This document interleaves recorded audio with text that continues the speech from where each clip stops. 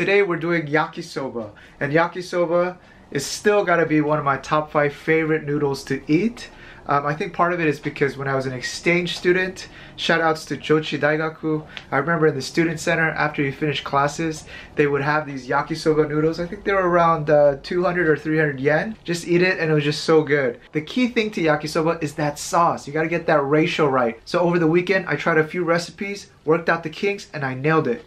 Shout outs to Katie for trying out all the ones that didn't work out so well. She's sick of noodles at this point, but I share with you.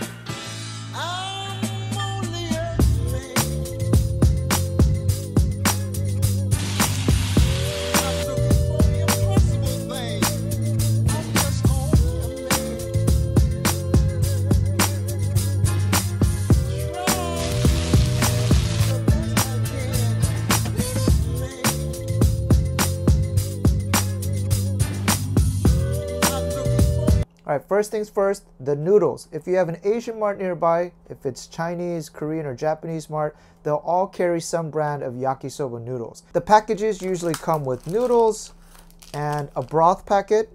This one is powder, and then this one is liquid. Now, if you're in a rush, of course, just use these packets. You know, they're not the most healthiest things, nor do they taste the best, but hey, if you need yakisoba quick, this is the best option. But for me, I'm looking for that Tokyo taste, that college student cafeteria 300 yen taste. All right, look into the bag and try to see the color of the noodles. I like these yellow colored ones rather than this white one. Why? If you have the yellow and when it mixes in with that brown sauce, you get more of that authentic looking color. If you use this one, you get a much lighter color.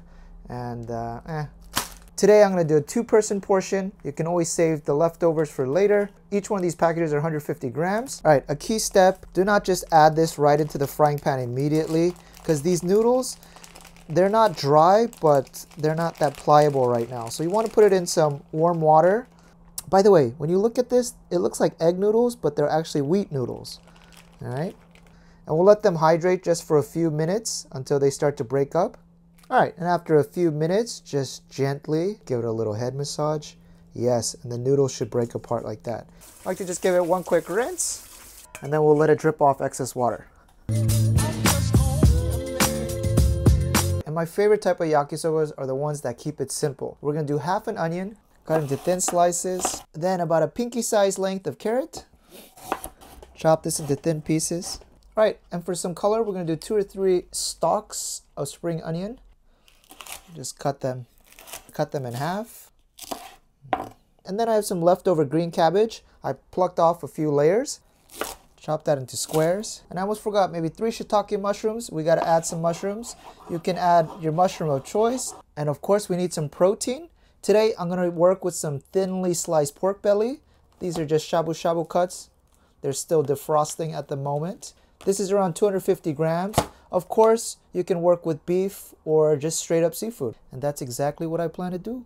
I'm gonna throw in 6 or 7 pieces of this plump, juicy shrimp.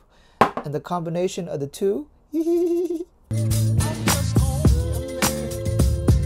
All right, and now for that yakisoba sauce. Now, there's a lot of recipes out there that add a lot of funky things, but to be honest, you can get it with this golden ratio. I saw this off a Korean TV show and then tweaked it slightly. 4 tablespoons of Worcestershire sauce.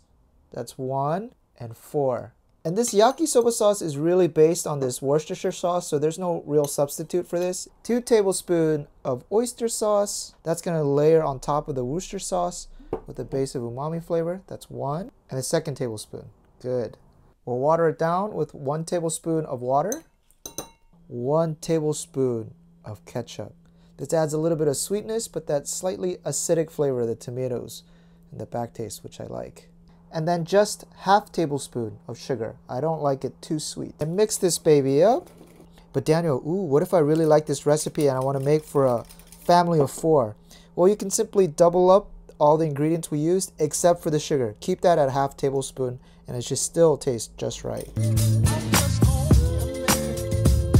And today, I say we bring out our Korean barbecue pan. I feel like cooking on this. It's been a while. Just put a little bit of oil down.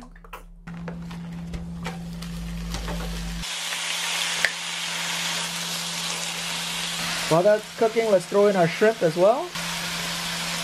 Beautiful.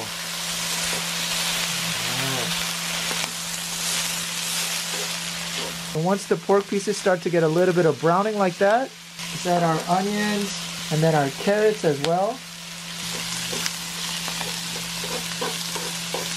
Ooh, and even the shrimp are getting a little crispy. Beautiful. Then let's add the other ingredients, our mushrooms and our spring onions. Put them into the mix. Then season with some black pepper. Alright, good amount. Alright guys, I'm going to move everything to one side. And we're going to add our noodles. Woo!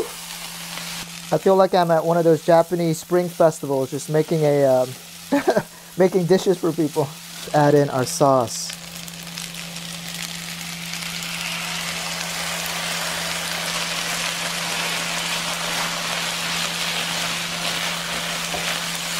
Alright guys, and then at the very end, I like to throw in the cabbage. Yeah. Woo! And alright guys, there it is, your yakisoba.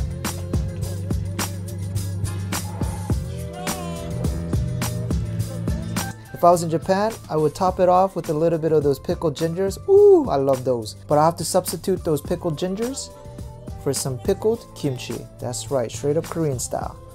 Put that up here. Guys, let's take a close-up. Oh, that color looks just right. Guys, I'll give it a taste. That ratio of that sauce that I'm giving you guys is just perfect. And of course, this bowl, this one's for Katie. I prefer a much larger plate, something that keeps it nice and hot.